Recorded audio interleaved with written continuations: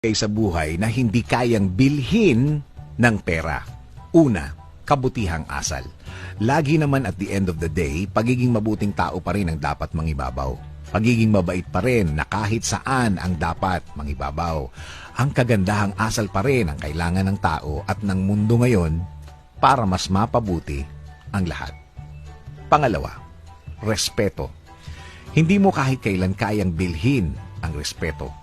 Kapag ikaw ay deserving nito, ibibigay sa iyo ito ng mundo. Kung karespe-respeto ka, automatic na makukuha mo. Kahit kailan, hindi mo kayang iutos o ipilit sa mga tao na respetuhin ka. Rumespeto ng iba para respetuhin ka rin nila. Pangatlo, kagandahang ugali.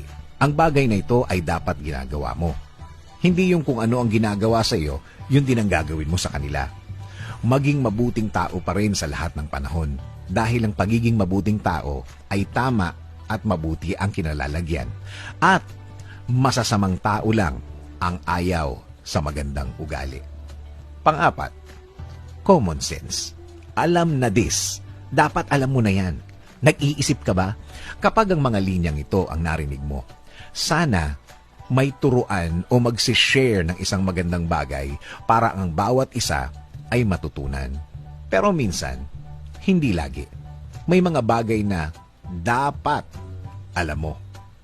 Panglima, tiwala. Ang tiwala ay automatic. Kapag inasahan ka ng isang tao at nagawa mo isang bagay na yon, minsan isang beses lang. Minsan, maraming pagkakataon. Pero kung nakuha mo na ang tiwala, kapag nasira, may mga tiwalang hindi na maibabalik. Kahit gumastos ka pa. Pang-anim, pasensya. Ang pasensya na nadidevelop sa mga sitwasyon na kailangan talaga ng pasensya. Mapapractice mo talaga ito sa mga pangyayari na kailangang palagpasin. Mga senaryo na matinding pagtitimpi at kailangan na lang palagpasin.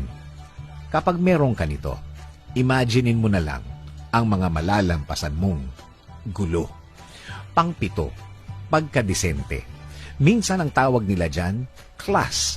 Pamilyar ka naman siguro sa linyang, ano ba yan? Wala man lang ka class-class?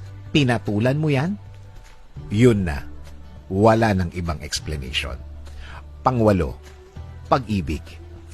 Dapat lagi tayong meron ito. Ito ang magpapagaan, magpapaganda, magpapabuti ng lahat ng sitwasyon sa buhay. Sabi nga nila, love makes the world go round. Gamitin ang pag-ibig na pwedeng gamitin sa lahat ng aspeto sa buhay. Minsan, kahit na anong away nyo, mapapamilya o karelasyon, huwag kalimutan ang pag-ibig. Pangsyam, relasyon sa Diyos.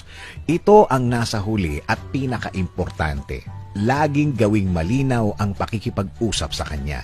Laging gawing sentro sa buhay na ito ang relasyon sa Diyos. Dahil ang pagiging anak natin ng Diyos ay magdadala sa tama at tahimik na buhay. Sabi nga sa 1 Corinthians 13:4-6, ang pag-ibig ay matyaga at mabait. Ang pag-ibig ay hindi naiinggit. Ang pag-ibig ay hindi nagmamapuri o nagmamataas. Ito ay hindi nag-uugali ng di karapat-dapat. Hindi ito naghahangad ng sariling kapakinabangan. Hindi madaling magalit at hindi nag-iisip ng masama. Hindi ito nagagalak sa kalikuan, kundi nagagalak sa katotohanan.